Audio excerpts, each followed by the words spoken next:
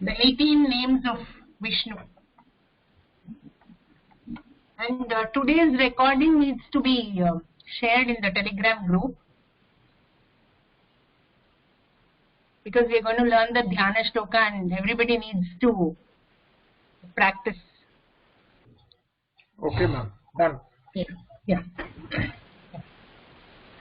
Om Namo Bhagavate Vasudevaya Namah Purushottaya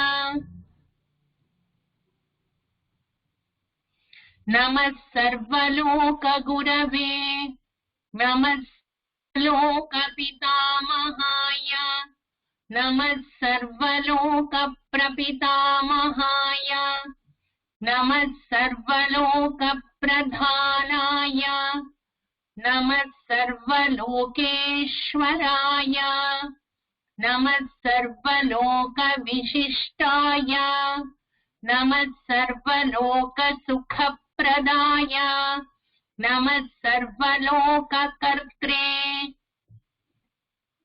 Namah Sarvaloka Bhartre Namah Sarvaloka Hartre Namah Sarvaloka Nidhaye Namah Sarvaloka Hitaya Namah Sarvaloka Hitakaraya Namah Sarvalokodbhavaya Namah Sarvalokodbhavakaraya Namo Vishnave Prabhavishnave. We will chant from here till where we have completed, up to Dhyanam.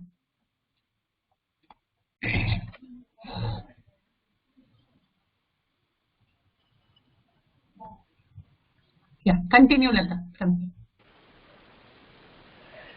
शुक्लांबरधरं विष्णुं शशिवर्णं चतुर्भुजं प्रसन्नवदनं ध्यायेत् सर्वविघ्नोपशान्तये व्यासं वसिष्ठनप्तारं शक्तेः पौत्रमकल्मषं पराशरात्मजं वन्दे शुकतातं तपोनिधिं व्यासाय विष्णुरूपाय व्यासरूपाय विष्णवे नमो वै ब्रह्मनिधये वासिष्ठाय नमो नमः अविकाराय शुद्धाय नित्याय परमात्मने सदैकरूपरूपाय विष्णवे सर्वजिष्णवे यस्य स्मरणमात्रेण जन्म संसारबन्धनात् विमुच्यते नमस्तस्मै विष्णवे प्रभविष्णवे ॐ नमो विष्णवे प्रभविष्णवे श्रीवैशम्पायन उवाच श्रुत्वा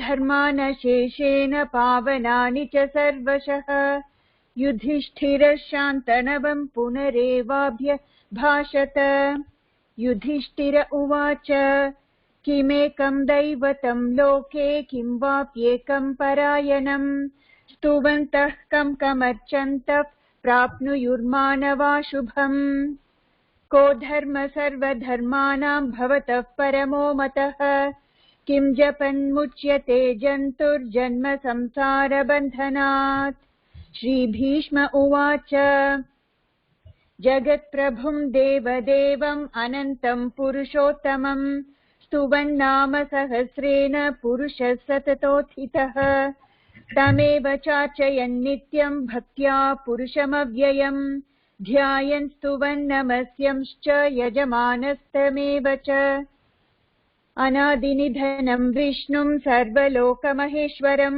लोकाध्यक्षं स्तुवन् नित्यं सर्वदुःखातिगो भवेत् ब्रह्मण्यं सर्वधर्मज्ञं लोकानां कीर्तिवर्धनं लोकनाथं महद्भूतं सर्वभूतभवोद्भवं येष मे सर्वधर्माणां धर्मोऽधिकतमो मतः यद्भक्त्या पुण्डरीकाक्षं स्तवैरर्चे नरः सदा परमं यो महत्तेज परमं यो महत्तपः परमं यो महत्तेजः परमं यो महत्तपः परमं यो महद्ब्रह्म परमं यः परायणम् पवित्राणां पवित्रं यो मङ्गलानां च मङ्गलम् दैवतं देवतानां च भूतानां यो व्ययः पिता यतः सर्वाणि भूतानि भवन्त्यादियुगागमे यस्मिंश्च प्रलयं यान्ति पुनरेव युगक्षये तस्य लोकप्रधानस्य जगन्नाथस्य भूपते विष्णोर्नाम सहस्रं मे शृणु पाप भयापहम् यानि नामानि गौणानि विख्यातानि महात्मनः ऋषिभिः परिगीतानि तानि वक्ष्यामि भूतये ऋषिर्नाम्नां सहस्रस्य वेदव्यासो महामुनिः छन्दोनुष्टुप् तथा देवो भगवान् देवकीसुतः अमृतांशूद्भवो बीजं शक्तिर्देवकीनन्दनः त्रिसामा हृदयं तस्य शान्त्यर्थे विनियुज्यते विष्णुं जिष्णुं महाविष्णुं प्रभविष्णुं महेश्वरम् अनेकरूपदैत्यान्तं नमामि पुरुषोत्तमम् अस्य श्रीविष्णोर्दिव्यसहस्रनामस्तोत्रमहामन्त्रस्य श्रीवेदव्यासो भगवान् ऋषिः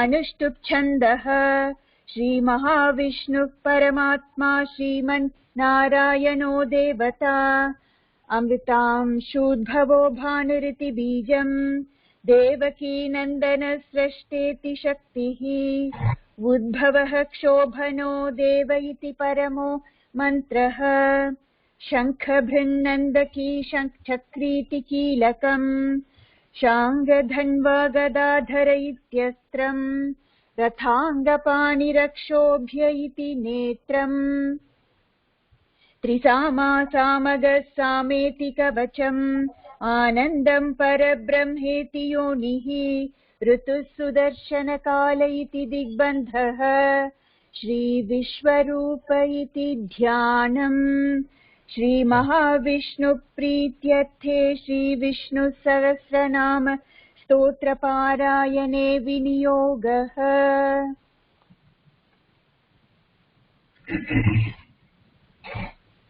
Yeah, now the dhyanam, the next 8 verses starting from here, it's all the description of Mahavishnu so that we are able to just meditate on him, contemplate on him.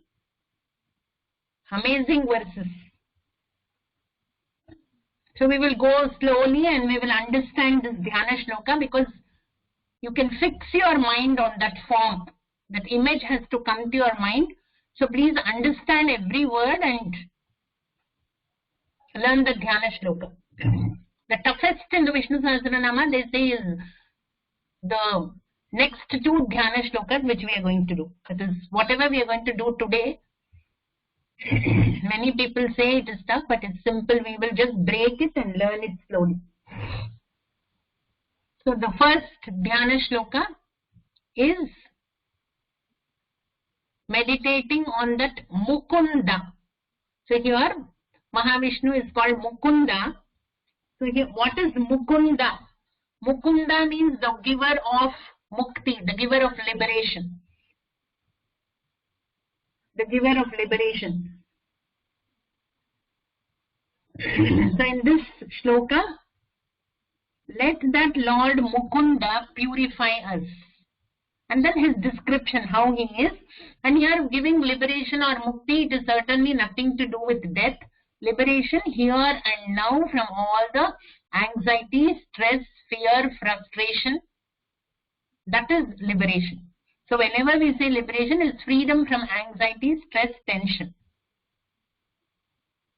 So that is liberation. Paramananda praptihi sarva anartha nivrittihi. That is actually liberation. Liberation is Paramananda praptihi, full of ananda. You will be in bliss.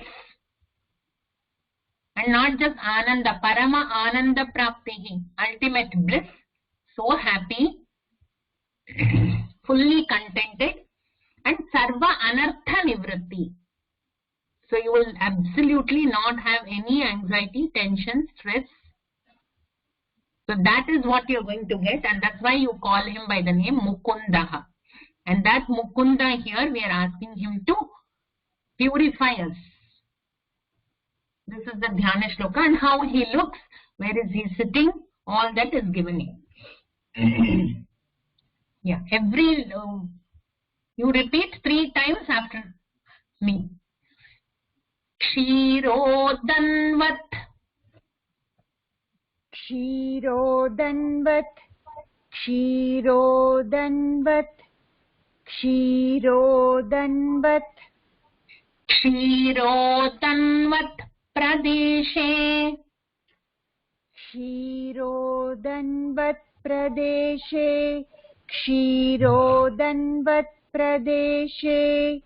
Kshirodanvat pradeshe. Kshirodanvat pradeshe. Kshirodanvat pradeshe. Kshirodanvat pradeshe. Kshirodanvat pradeshe. Yeah. So what is this Kshirodanvat? Kshiraha is milk. So in the region of the Milky Ocean, Pradeshe region, in the abode of that Milky Ocean. So the scene. So we have to take our minds to that Pradesha, to that region of that Kshira Sagara, that Milky Ocean. Kshirodanvat Pradeshe. Kshirodanvat pradeshe.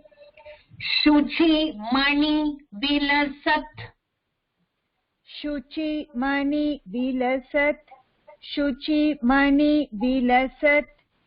Shuchi mani vilasat. Shuchi Mani Vilasat Saikate. Shuchi mani vilasat saikate.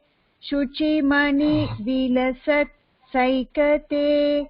Shuchi mani vilasat saikate. Mauktikanam. Mauktikanam. Mauktikanam. Mauktikanam. Shuchi Mani Vilasat Saikate Mauktikanam. Shuchi mani vilasat saikate mauktikanam. Shuchi mani vilasat saikate mauktikanam. Shuchi mani vilasat saikate mauktikanam. Kshirodanvat Pradeshe Shuchi Mani Vilasat Saikate Mauktikanam. Kshirodanvat pradeshe shuchimani vilasat saikate mauktikanam. Kshirodanvat pradeshe shuchimani vilasat saikate mauktikanam. Kshirodanvat pradeshe shuchimani vilasat saikate mauktikanam. So, in all the other oceans, the sand will only contain, see, we have seen many oceans, when you go, the sand will contain only silica crystals. Whereas, here in this Pradesha, in this region, in this Milky Ocean, on the banks of this Milky Ocean, the sand is interspersed with dazzling diamonds. So, there is little sand. Vilasat, shining. So the sandy surface, it has, so Saikate is sand. So there is little sand and then it is all interspersed with diamonds. So that is there in the shore. The sand on the shore is shining. Shuchi Mani Vilasat Saikate Mauktikanam. So it is all shining, sandy surface, and it is shining because the sand is interspersed with dazzling diamonds. And this is the Milky Ocean. In that abode, who is there? Our Mukunda, he is seated. That next we will go to here. First line again. Kshirodanvat pradeshe shuchimani vilasat saikate mauktikanam. क्षीरोदन्वत् प्रदेशे शुचिमणि विलसत् सैकते मौक्तिकानाम् क्षीरोदन्वत् प्रदेशे शुचिमणि विलसत् सैकते मौक्तिकानाम् क्षीरोदन्वत् प्रदेशे शुचिमणि विलसत् सैकते मौक्तिकानाम् माला क्लिप्ता माला क्लिप्ता माला क्लिप्ता माला क्लिप्ता सनस्थ सनस्थ सनस्थ सनस्थ.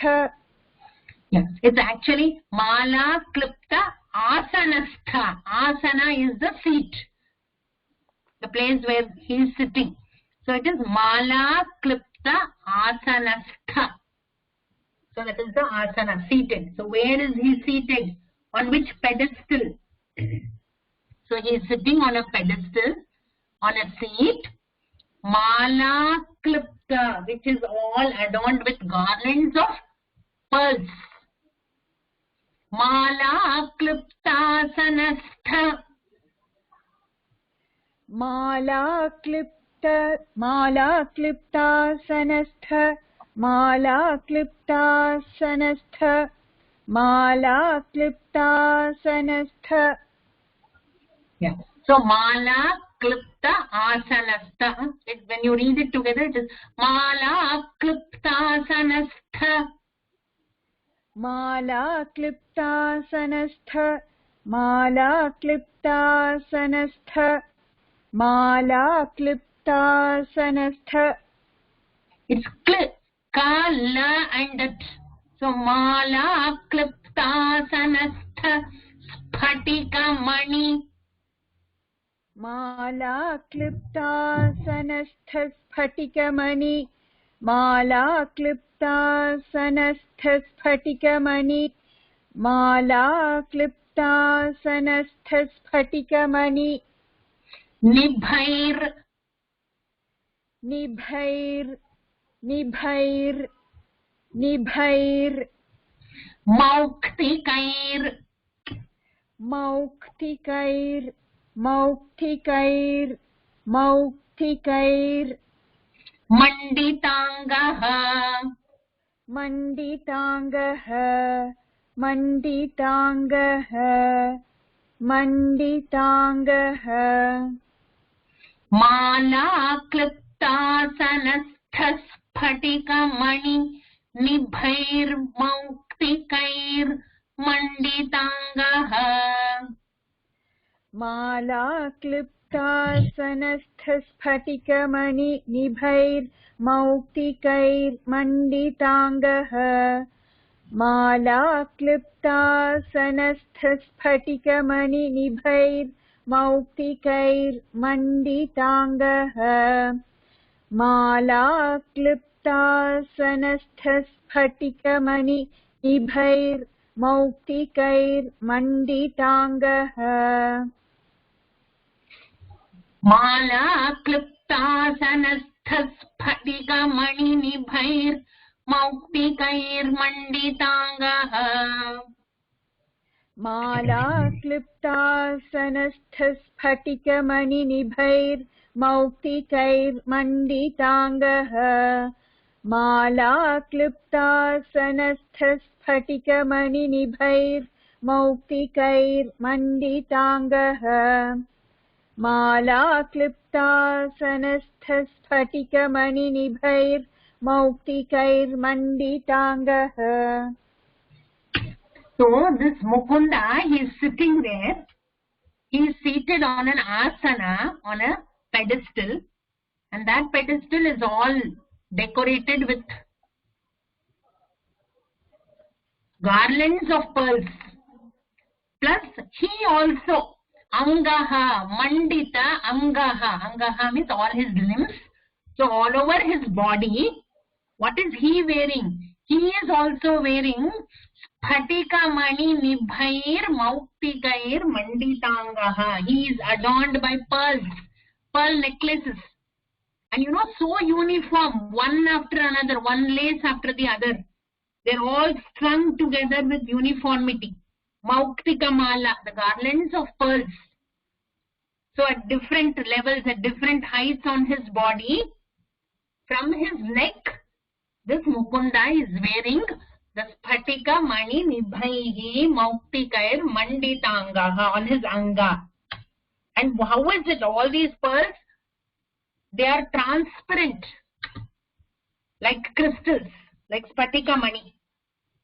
As clear and as transparent like those Spatika Mani, all those pearl necklaces. He is just wearing them. He is decked with these pearls, which are as clear as crystals, and he is sitting on a seat, and that asana also is made up of, is decorated with pearls. And then this asana is in the region of that milky ocean, and the sand is all interspersed with diamonds, and this is where Mukunda is sitting. Kshirodanvat pradeshe shuchimani vilasat saikate muktikanam mala kliptasanasthaspatika mani nibhair mauktikayir manditangaha. 2 lines together, 3 times. क्षीरोदन्वत् प्रदेशे शुचिमणि विलसत् सैकते मौक्तिकानां माला क्लिप्तासनस्थस्फटिकमणिनिभैर्मौक्तिकैर्मण्डिताङ्गः क्षीरोदन्वत् प्रदेशे शुचिमणि विलसत् सैकते मौक्तिकानां माला क्लिप्तासनस्थस्फटिकमणिनिभैर्मौक्तिकैर्मण्डिताङ्गः क्षीरोदन्वत् प्रदेशे शुचिमणि विलसत् सैकते मौक्तिकानां माला क्लिप्तासनस्थस्फटिकमणिनिभैर्मौक्तिकैर्मण्डिताङ्गः. Once more. क्षीरोदन्वत् प्रदेशे शुचिमणि विलसत् सैकते मौक्तिकानां माला क्लिप्तासनस्थस्फटिकमणिनिभैर्मौक्तिकैर्मण्डिताङ्गः. शुभ्रैर् शुभ्रैर् अभ्रैर् अदभ्रैर् शुभ्रैरदभ्रैर शुभ्रैरभ्रैरदभ्रैर् शुभ्रैरभ्रैरदभ्रैर् शुभ्रैरभ्रैरदभ्रैर् शुभ्रैरभ्रैरदभ्रैर् Shubhrair Abhrai. So clouds. Abhrai, clouds. Shubhrair Abhrair Adabhrair. शुभ्रैरभ्रैरदभ्रैर् शुभ्रैरभ्रैरदभ्रैर् शुभ्रैरभ्रैरदभ्रैर्. So it is Shubhraihi Abhraihi. So the clouds are pure white clouds, I mean. Usually when it has to pour, when it has to rain, the clouds are usually dark in color. But here, it's all pure white clouds, I believe. And the reason for it to be pure white clouds is it will pour. But what is going to be poured? It is full of amrita, nectar. It's going to rain nectar. So Lord Vishnu here, he also is given a pure white form, not the Krishna, the dark. Usually Vishnu, his usual form will be dark. And then when you say the rain bearing clouds will usually be dark. But here, in this Dhyana Shloka, we are saying The clouds are pure white and the rain, that's why Shubhraihi, pure white clouds. And from there, Upari means above. Mukta Piyusha Varshaihi, heavy rains, I believe. Varshaihi means rains. What kind of rains? Piyusha Varshaihi, it's all raining nectar. Amrita Varshini. So it is not just water from above, but showers of nectar. Varshaihi. Varshaihi is rain. Piyusha Varshaihi, showers of nectar pouring out from the pure white clouds. He is sitting and nectar is pouring from the pure white clouds from above. Shubhrair abrair adabrair upari. शुभ्रैरभ्रैरदभ्रैर् उपरि शुभ्रैरभ्रैरदभ्रैर् उपरि शुभ्रैरभ्रैरदभ्रैरुपरि. Yeah, upari means above, from above. Shubhraihi, pure, abhrai, white clouds from above. Shubhrair abhrair adabhrair upari virachitair. शुभ्रैरभ्रैरदभ्रैर् उपरि विरचितैर् शुभ्रैरभ्रैरदभ्रैरुपरि विरचितैर् शुभ्रैरभ्रैरदभ्रैर् उपरि विरचितैर्. Mukta Piyusha Varshaihi. मुक्त पीयूषवर्षैः मुक्त पीयूषवर्षैः मुक्त पीयूषवर्षैः. शुभ्रैरभ्रैरदभ्रैरुपरि विरचितैर् मुक्तपीयूषवर्षैः. शुभ्रैरभ्रैरदभ्रैरुपरि विरचितैर् मुक्तपीयूषवर्षैः शुभ्रैरभ्रैरदभ्रैर् उपरि विरचितैर् मुक्तपीयूषवर्षैः शुभ्रैरभ्रैरदभ्रैर् उपरि विरचितैर् मुक्तपीयूषवर्षैः. So it is all the water-laden clouds. It's pouring the rain of Amrita from top. It's just pouring. And where is this Mukunda sitting? In the abode of that milky ocean. The sand is around, shining. He is wearing all pure, precious laces of pearls, necklace. He is seated on the asana. And it is pouring rain. And what is that rain? It is Amrita, nectar.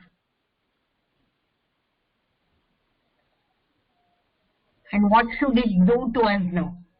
Anandina. Naha is there. Next letter is a pa, so you will say a fa. Anandi. So naha, whenever you have naha, it means us. So let this rain and let this Mukunda puniyat, purify all of us. And here the prayer is not just for me. I'm not saying, okay, let this purify me. But when all of us are chanting this particular verse, we are saying, purify us. So even if one of you in the house, still you have included everybody there. So that is the greatest thing, by using the word Naha. We are all praying for everybody. The whole. Anandina puniyat. Anandina puniyat. Anandina puniyat. Anandina puniyat. Anandinah puniyat ari nalina.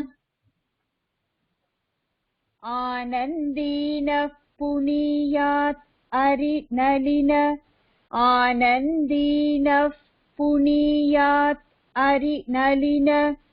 Anandinah puniyat arinalina. Anandinah puniyat takara there.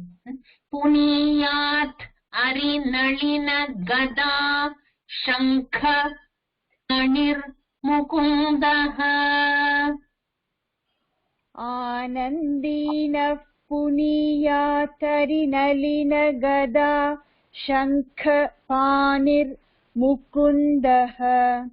Anandinah puniyat arinalina gada shankhapanir mukundaha. Anandinah puniyat arinalina gada shankhapanir mukundaha.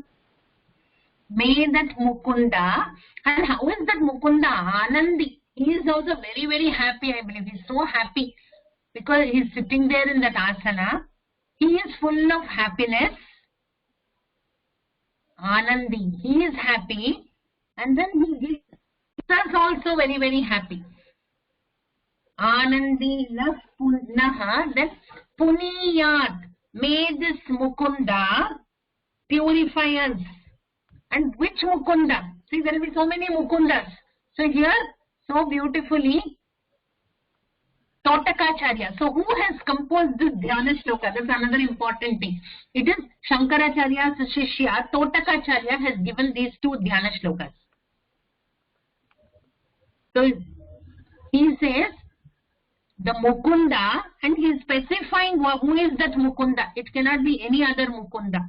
This Mukunda with what all he should have in his hand. He should have Gada, Shankha, Gada, mace, Shankha, he must have the conch. Then the lotus in his hands, Nalina, and then the chakra. Gada, Shankha, Panir, Panihi means in his hand. That Mukundaha with the discus, the Sudarshana chakra, the Kaumodaki, the mace, Mukunda with all these things, the chakra, Sudarshana chakra, the Kaumodaki, the Gada, Panchajanya, that is his Shankha, and the lotus in his hands, Panihi, purify and liberate us. Mukunda, and where is he? He is majestically seated on the banks of that milky ocean, sparkling like diamonds. The sand is sparkling like diamonds. And then he is having layers of pearl chains on his anga, on his body. And he is very, very joyous, Anandi. And why is he in that happy mood? Because the pure white clouds are raining showers of nectar. I believe the clouds, it's made a nice canopy, an arch over him. And may that Mukunda, who is having all these in his hands, Sudarshana Chakra, the Gada, the Panchajanya Shankha and Lotus, let him purify us and liberate us. Mukunda, the one who liberates us, the one who gives us Paramananda and who liberates us from all these problems of samsara. This is the complete image that we need to build in our mind when we recite this Dhyana Shloka. Immediately, because the moment we say Milky Ocean, what comes to our mind is usually the churning image, Samudra Manthana we will say, and then Lord Mahavishnu in that reclining pose. But in this Dhyana Shloka, we have to imagine Vishnu seated very nicely, asana, on the banks of the Milky Ocean, sand interspersed with diamonds, heavy rains from the pure white clouds, and it's raining nectar, and let that Mukunda with all these things in his hand, Gada, Shankha, Nalina and the Sudarshana Chakra, let that Mukunda liberate us from all the stress, tension and anxiety. Let him give us Parama Ananda, maximum happiness, ultimate happiness. This is what we have to pray when we chant this verse. So once more, last line. Anandina puniyat arinalina gada shankhapanir mukundaha. Anandina puniyat arinalina gada shankhapanir mukundaha. So the gist of this shloka is, Mukunda, please purify all of us. And this Mukunda, he is just sitting enjoying bliss, pure white clouds, overhead raining showers of nectar. So we visualize him in this form. This is what we do when we chant this particular. So once more I will chant. Please mark it wherever, make a comma, or you can even write it down again, split it, and chant this many times. Today's class recording will be shared. And then as you are chanting, the image of Vishnu also needs to come to your mind. So he is sitting under a canopy of white, water-laden clouds, pouring rain of Amrita, and let that purify us. And Mukunda with the wheel, the Sudarshana Chakra, the lotus, the mace, the conch, and he is decked with pearls, and all those pearls are clear as crystal. And he is seated on that asana. And that asana also has garlands of pearls. Sand is shining. We'll chant the whole verse. I'll chant once. Just all of you listen to it. Look into the text. And after me, you will all chant twice. After I complete the whole shloka.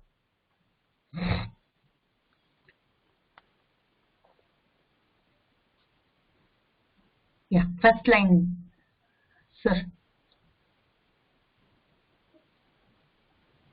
क्षीरोदन्वत् प्रदेशे शुचिमणि विलसत् सैकते मौक्तिकानाम् माला क्लुप्तासनस्थस्फटिकमणि निभैर्मौक्तिकैर्मण्डिताङ्गः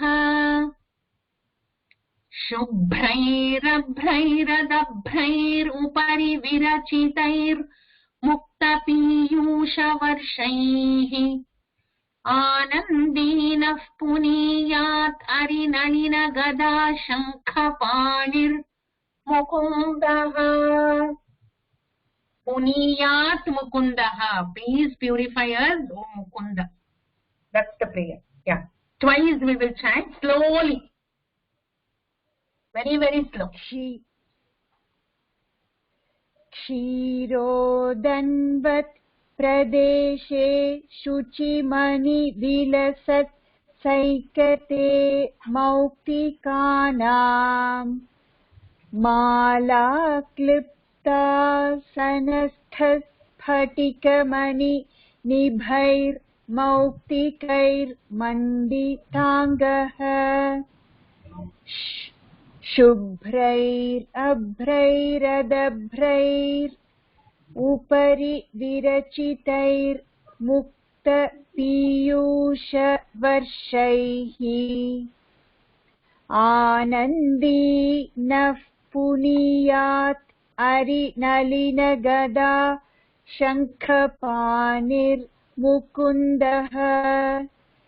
क्षीरोदन्वत्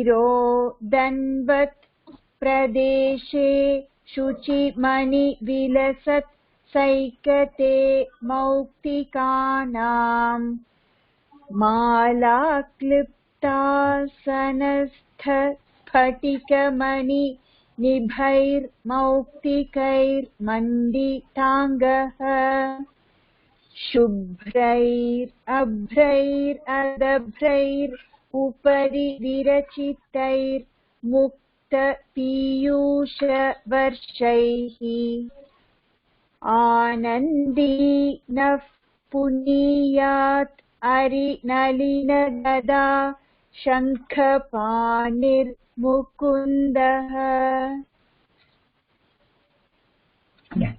Once more we will all chant little faster, trying to do it. क्षीरोतन्वत् प्रदेशे शुचिमणि विलसत् सैकते मौक्तिकानाम् माला क्लिप्तासनस्थस्फटिकमणिनिभैर्मौक्तिकैर्मण्डिताङ्गः शुभ्रैरभ्रैरदभ्रैरुपरि विरचितैर्मुक्तपीयूषवर्षैः आनन्दीनः पुनीयादरिनलिनगदा शङ्खपाणिर्मुकुन्दः. Shankha has to be Mahaprana. If you say Shankha, it is conch. If you say Shanka, it is sorrow. So if you say he is holding the gada, he is holding sorrow in his hand. So you have to, all the Mahapranas, everything, please make note. Don't be in a hurry to finish off the verse. Shubhrairabhrairadabhrair. 3 times the Mahaprana is there. Shubhrairabhrairadabhrair upari virachitairmuktapiyushavarshaihi anandinaf naha. But the next letter is a pa after visarga, so fa you have to say. Anandinaf puniyat arinalina nalina gada shankha panir mukundaha. Yeah. Once more full verse we will chant. क्षीरोदन्वत् प्रदेशे शुचिमणि विलसत् सैकते मौक्तिकानाम् माला क्लिप्तासनस्थस्फटिकमणि निभैर्मौक्तिकैर्मण्डिताङ्गः शुभ्रैरभ्रैरदभ्रैर् उपरि विरचितैर्मुक्तपीयूषवर्षैः आनन्दीनः पुनीयात् अरिनलिनगदा शङ्खपाणिर्मुकुन्दः. Very nice. Is there anybody who wants to try to chant? 1 or 2 of you?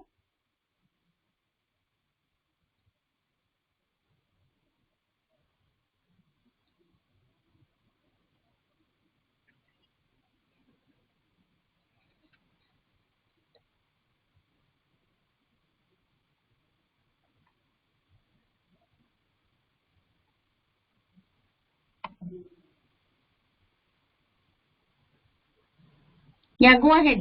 Abhinav, Veena.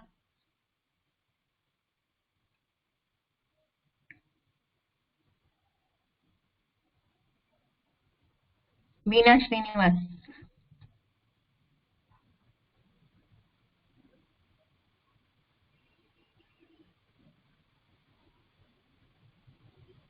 Yeah, some 2 of you can chant and then we need to move forward. क्षीरोदन्वत् प्रदेशे शुचिमणि विलसत् सैकते मौक्तिकानाम् माला क्लिप्तासनस्थस्फटिकमणिनिभैर्मौक्तिकैर्मण्डिताङ्गः शुभ्रैरभ्रैरदभ्रैर् उपरि विरचितैर्मुक्तपीयूषवर्षैः आनन्दीनः पुनीयात् अरिनलिनगदा शङ्खपाणिर्मुकुन्दः. Perfect. Yeah. One more.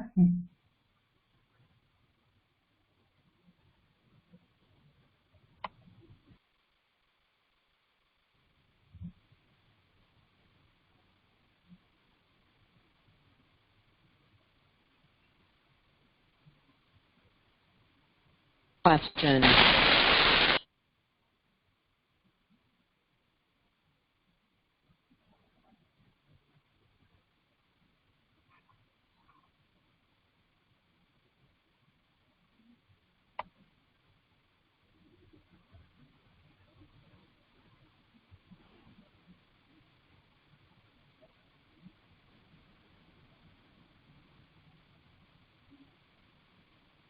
Yeah, Vasuki, go ahead.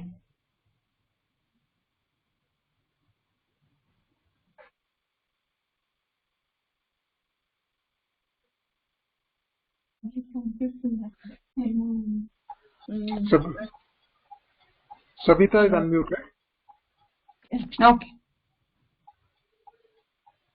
क्षीरोदन्वप्रदेशे शुचिमणिविलसत्सैकते मौक्तिकानां मालाक्लुप्ता सनस्थ स्फटिकमणि निबैर्मौक्तिकैर्मण्डिताङ्गः शुभ्रैरभ्रैरतभ्रै उपरि विरचितैर्मुक्तपीयूषवर्षैः आनन्दीन पुनिया अरणिनलिन गदा शङ्खपाणिर्मुकुन्दः.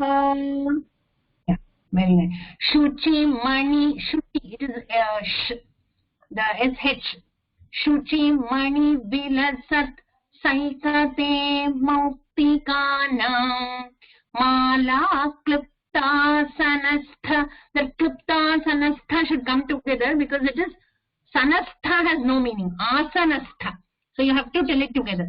Mala Klipta Sanastha Sphatika Mani Nibhair Mauktikayr Manditangaha Shubhrair Abhrair Adabhrair Upari Virachitair Mukta Piyusha Varshaihi Virachitair Virachitair Mukta Piyusha Varshaihi Anandinah Puniyat Ari Nalina Gada Shankha Panir Mukundaha Anandinah Puniyat Ari Nalina. So Nalina is one word. Gada Shankha Panir Mukundaha.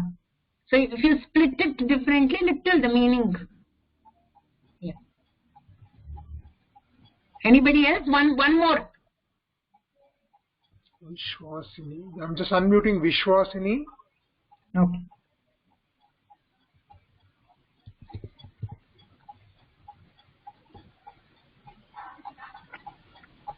Please go ahead.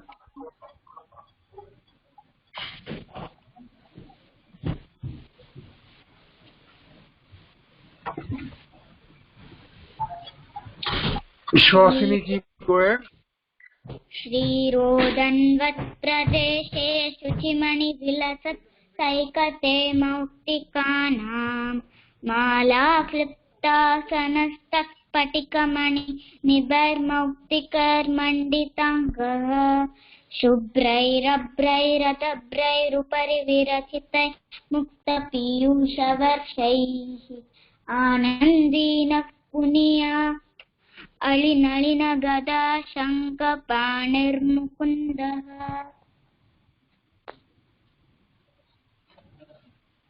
Yeah.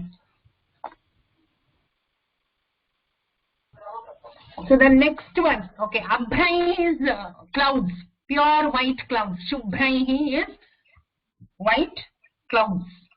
Upari, on above. Now Dhyana Shloka 2.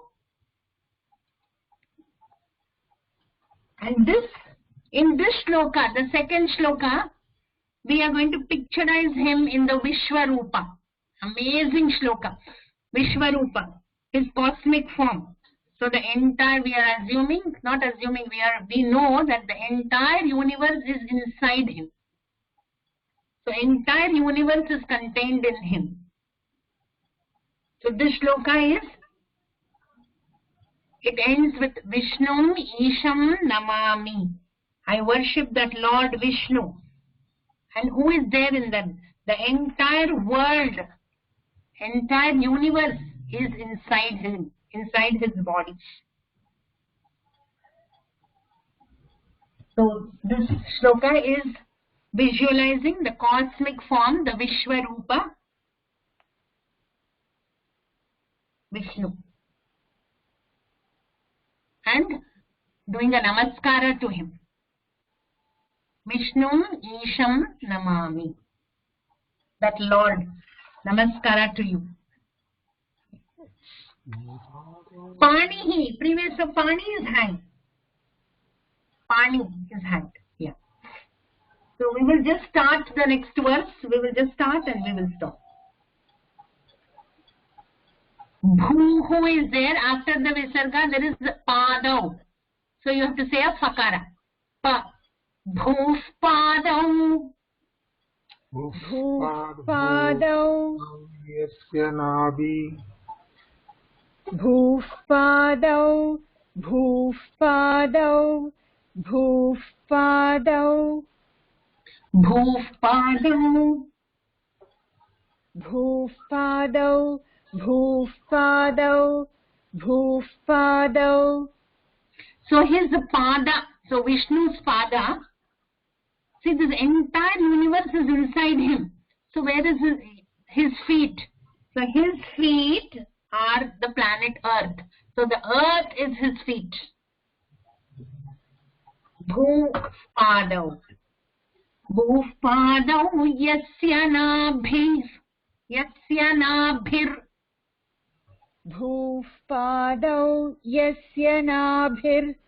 Bhufpadau yasya nabhir. Bhufpadau yasya nabhir. Viyat. Viyat. Viyat. Viyat. Yeah. Nabhihi means his navel. So Vishnu's feet, it is the planet Earth. Entire Bhumi, entire Earth is his Pada. Yasya Nabhihi, his navel, the Nabhi is Viyat, is the sky. Bhufpadau yasya nabhir Viyat. Bhufpadau yasya nabhir Viyat. Bhufpadau yasya nabhir Viyat. Bhufpadau yasya nabhir Viyat. Yeah. Asu. See, many people read it as Asura. See, Asura means Rakshasa. The shloka doesn't have anything to do with Asura here. Asuhu means the breathing. Asur Anilaha. His breathing apparatus, the wind. Asur Anilaha. Okay. Bhufpadau yasya nabhir Viyat. Asur Anila. Bhufpadau yasya nabhir Viyat. Asur Viyadhasur Anila. Yeah. Yasya nabhir Viyat. Nabhi means navel. That is Viyat, is the sky. Asuhu Anila. So his breathing is the wind. So whenever Vishnu inhales and exhales, it is the wind, the Vayu. Yeah. Asur Anilaha. Anila means the wind. Yeah. Bhufpadau yasya nabhir Viyat. Asur Anila. Bhufpadau yasya nabhir Viyat. Asur Anila. Bhufpadau yasya nabhir Viyat. Asur Anila. Bhufpadau yasya nabhir Viyat. Asur Anila. Bhufpadau yasya nabhir Viyat. Asur Anila. Bhufpadau yasya nabhir Viyat. Asur Anila. Bhufpadau yasya nabhir Viyat. Asur Anila. Yeah. Bhufpadau. His feet is the planet Earth. His feet are the planet Earth. Nabhir Viyat. His navel is the sky. Asur Anila. Asuhu Anila. His breathing apparatus, that is the wind or the Vayu. Chandra Surya Ucha Netre. Chandra Surya Ucha Netre. Chandra Surya Ucha Netre. Chandra Surya Ucha Netre. So Chandra and Surya, the sun and the moon, are his eyes. So when you see, imagine this Vishnu now in that form. Vishnu's feet is the earth. So where are we all? Planet Earth. We are all there and we are all in Vishnu's feet. And then Nabhihi, sky, is his navel. And then his Asuhu, the breathing. Whenever he breathes, it is the wind that blows. His eyes are the sun and the moon. So when you are seeing the sun, you know it is Vishnu's eyes, the sun and the moon. Bhuvpadau yasya nabhirviyat asura nila nilaschandra surya ucha netre. Bhupadau yasya nabhirviyat Bhupadau yasya nabhirviyat asura nilaschandra surya ucha netre. Bhupadau yasya nabhirviyat asura nilaschandra surya ucha netre. So earth, I go to that Lord Vishnu, who has the earth as his feet, the sky is his navel, the wind is his breath, sun and moon are his eyes. Then further we will go what are his ears, karana and all in the next class. This line once more. So this is the cosmic form, dhyana. Next Saturday we will continue. Yeah. Bhuvpadau yasya nabhirviyat asura viyat. So nabhir viyat asura nila viyat asura nila chandra surya ushta netre. Bhuvpadau yasya nabhirviyat asura nila chandra surya ucha netre. Yeah, once more. Bhuvpadau yasya nabhirviyat asura nilaschandra surya ucha netre. One last time. Bhuvpadau yasya nabhirviyat asura nilaschandra surya ucha netre. Bhuvpadau yasya nabhirviyat asura nilaschandra surya ucha netre. Bhuvpadau yasya nabhirviyat asura nilaschandra surya ucha netre. Yeah, perfect. Thank you. Sarve bhavantu sukhinah. Sarve santu niramayah. Sarve bhadrani pashyantu. Ma kaschid dukkha bhag bhavet. Om Shanti Shanti Shanti. Harihi Om Tat Sat. Shri Krishna